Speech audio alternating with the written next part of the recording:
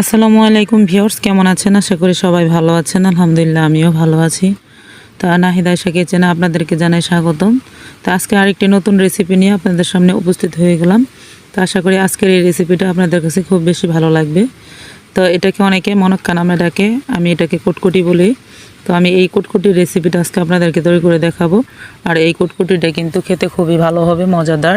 একদম আমরা যে দোকান থেকে কিনে আনি মোটা যে কুটকুটিটা থাকে, একদম খুব মোটা, সেই মোটা কুটকুটিটা আজকে আমি করে দেখাবো। এটা খেজুরের গুড় দিয়ে। আর এই রেসিপিটা কিন্তু খুবই মজাদার হয় খেতে, একদম ফুসফুসা থাকে। তো যেভাবে এই রেসিপিটা তৈরি করলে আপনারা বাসায় অনায়াসে দোকানের মতন স্বাদ পাবেন, তো আমি সেই প্রক্রিয়ায় কিন্তু আজকে রেসিপিটা করে দেখাবো। আপনারা আমার চ্যানেলের পাশেই থাকবেন ইনশাআল্লাহ। তো আমি আর দেরি না করে এখন চলে যাচ্ছি এই রেসিপিটা তৈরি করার জন্য। তো এখন আমি এখানে একটি পাতিলে গুড় নিয়ে নিলাম, খেজুরের গুড়। আর খেজুরের গুড়টাকে আমি সামান্য পরিমাণে পানি দিয়ে চুলোতে জাল করে গালিয়ে নেব। এটা জাস্ট শুধু চুলোতে জাল করে গালিয়ে নিলেই হবে, সেরকম করে একদম খুব বেশি করে কড়া করে নেওয়ার দরকার নেই, শুধু গলে গেলেই হবে এখানে।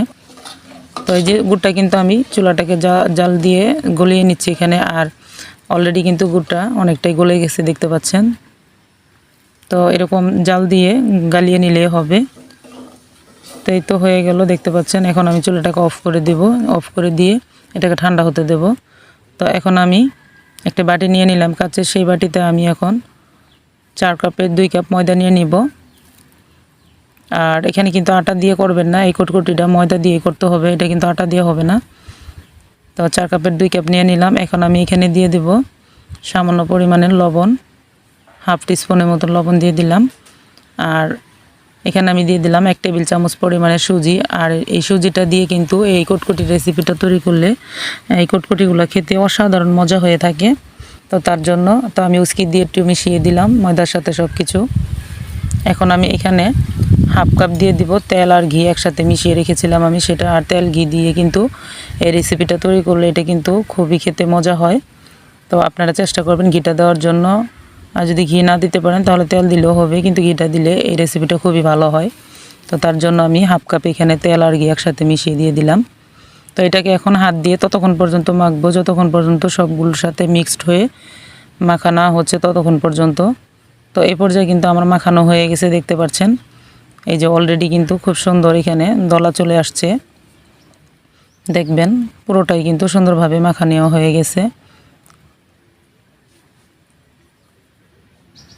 ঘিটা আমার হাতে লেগে যাচ্ছিল, তো আমি হাত দিয়ে একটু ছাড়িয়ে নিলাম।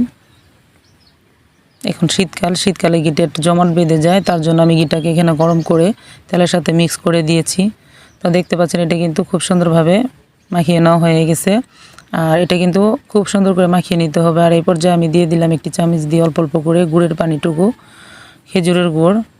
এটাকে একেবারে দেওয়া যাবে না, একটু একটু করে দিয়ে মিশিয়ে নিয়ে দেখতে হবে কতটুকু পরিমাণের গুড়ের পানিটুকু এখানে লাগতেছে।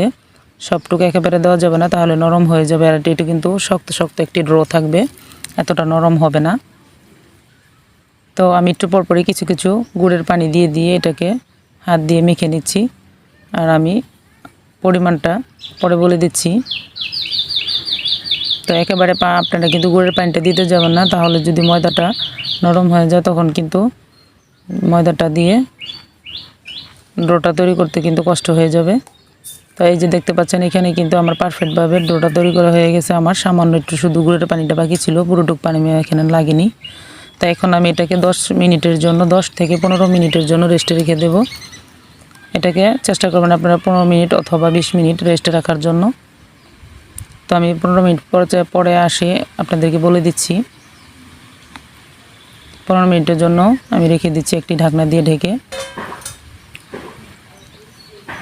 তো 15 মিনিট পরে চলে আসলাম দর্শক। এখন কিন্তু আগে থেকে ডোটা কিন্তু অনেকটা সফট হয়ে আছে, দেখতে পাচ্ছেন, খুব সুন্দর। আর এটা কিন্তু শক্ত শক্ত ড্রো হবে। এই কুটকুটিগুলো কিন্তু শক্ত শক্ত থাকে, যেমন জোড়া ছেড়ে দিছে এরকম একটি পর্যায়ে থাকে কুটকুটিটা।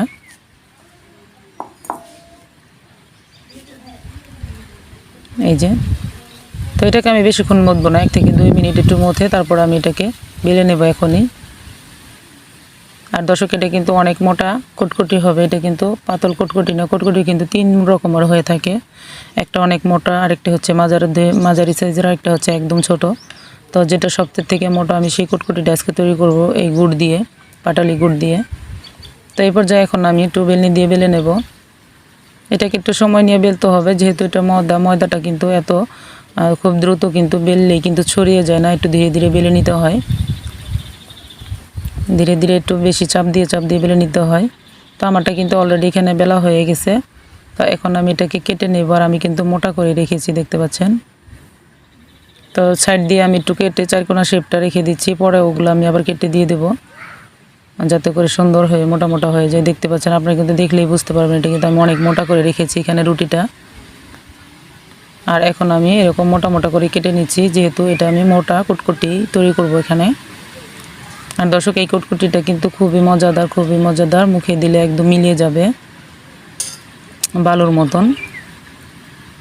তো এখন আমি একটি প্লেটে উঠিয়ে নিচ্ছি, সবগুলোই আমি এভাবে প্লেটে উঠিয়ে নেব, যাতে কোনো কিছু একসাথে বেজে না থাকে এগুলা। এখন আমি চুলাতে আগে থেকে একটি চেক করে নিচ্ছি তেল দিয়ে, তেলটা কি আমার খুব ভালোভাবে গরম হয়েছে কিনা। তো তেলটা আমার এখানে খুব ভালোভাবে গরম হয়েছে। তো এই পর্যায়ে আমি সবগুলা কুটকুটি এখানে দিয়ে দেব। আর যখন সবগুলো দেওয়া হয়ে যাবে, তখন আমি চুলাটাকে আমি মিডিয়াম লো আঁচে করে দেব। কারণ এত মোটা কুটকুটি, এটা যদি আমরা হাই হিটে ভেজে নিই তাহলে কিন্তু কুটকুটিটার ভিতরে হবে না। এটাকে ধীরে ধীরে লালচে কালার করে ভেজে নিতে হবে। হাই হিটে দ্রুত কালার করবেন না, এটা ধীরে ধীরে ভাজবেন। আমি কিন্তু এখানে ধীরে ধীরে ভাজতেছি, আর এই পর্যায়ে আমি উল্টে পাল্টে দিচ্ছি বারবার, যাতে করে পুড়ে না যায়। আর যেহেতু আমি এখানে গুড় ব্যবহার করছি, খেজুরের গুড়, তা খুব দ্রুতই কিন্তু এটা কালার চলে আসতে চাইবে। তো যখন পুরো লাল হয়ে যাবে, তখন আমি নামিয়ে নেব। তো এর ভিতরে দেখতে পাচ্ছেন কুটকুটিগুলো কিন্তু ফাটতে শুরু করছে, আর এগুলো কিন্তু অলরেডি ফেটেই যাবে সবগুলাই এইখানে। তো এখন আমি নামিয়ে নেব। এটা আমার পুরো কালার হয়ে গেছে। নামিয়ে নেওয়ার পরে কিন্তু আরও মুচমুচে হয়ে যাবে, ভিতরটা বালু হয়ে যাবে। তো এখন আমি নামিয়ে নিচ্ছি। এখন আমার কিন্তু পুরো রেডি হয়ে গেছে, কত সুন্দরভাবে দেখতে পাচ্ছেন। আর এটা যখন ঠান্ডা হবে, আর এটার স্মেলটা খুবই সুন্দর। তো এই যে আমি পুরো রেডি করে নিলাম। তো দর্শক, এটা ঠান্ডা করার পর্যন্ত খেতে খুবই ভালো লাগে। আপনারা অবশ্যই বাসায় একবার হলেও ট্রাই করবেন। আর আমার ভিডিওটি যদি ভালো লাগে, তাহলে ভিডিওটিতে একটি লাইক করে দেবেন, আমার চ্যানেলটিকে সাবস্ক্রাইব করবে, চ্যানেলটির পাশে থাকবেন ইনশাল্লাহ। তো দর্শক, আরও একদিন চলে আসবো নতুন কোনো একটি রেসিপি নিয়ে ইনশাল্লাহ। ততক্ষণ পর্যন্ত আপনারা সকলে ভালো থাকবেন।